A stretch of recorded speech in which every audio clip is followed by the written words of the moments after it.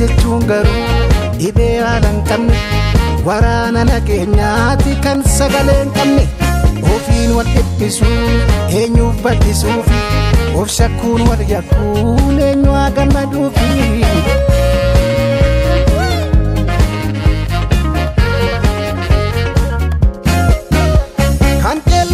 Kisuun marmartu angasosa narratti jaalatte moo maal barbaacha waansa kan mi'eesse uumaan eenyumtuu busheessu maalum goota dhibboo si haa ga'uu dhaamsi koo warqiinis bunnis anaaf si malee maalii kaa qabaa lakkii jaalallee waaqaan jaarsolii fuula dhaabbannee haa dubbatammoo waan waliin jenne kamirraan fanne nuta jablambo maalif daganne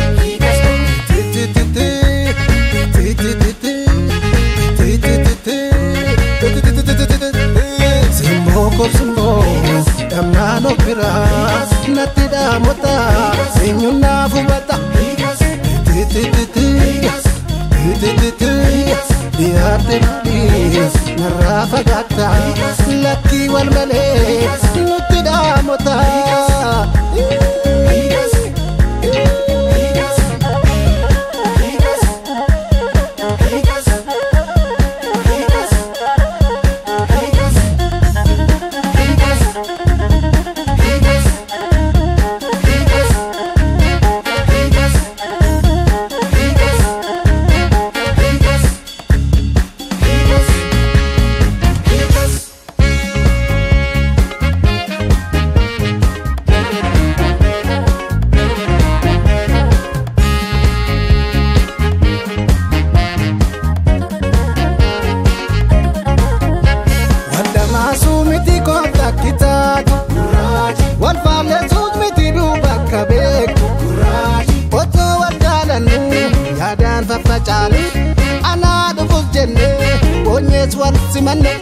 Gammachuu himimmaaniin ibsanne haamichu sanunda maalumaaf dadhabne yaadachu afaamoo afaaniin wal quuqxe lafeeni karaamoo karraanii kan wal dhibde dubbiini.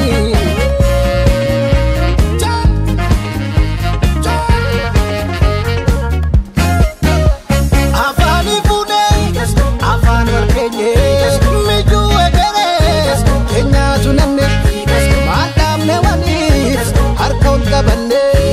Erbus galeme, enyan digeme, adupat kambo, kan bertunduma, memal getambo, ganyan luguma.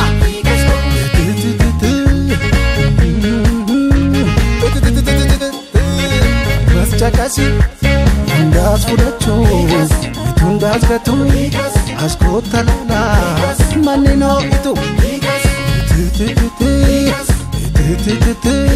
Esan wataku watesi nama kantanu jado mati wal Kenya hayanu sani wali Kenya fis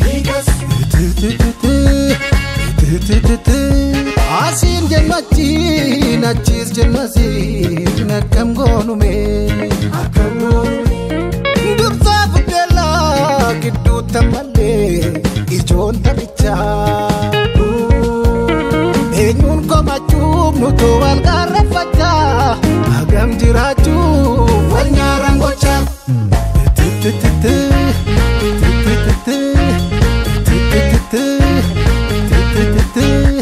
Uffannus gubaa nutti dhaamata agarbaan olii furtuu furmaata furtuu furmaata furtuu furmaata furtuu furmaata furtuu furmaata.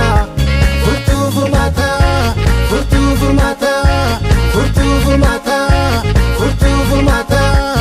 Ah, barban walin furtu furmata.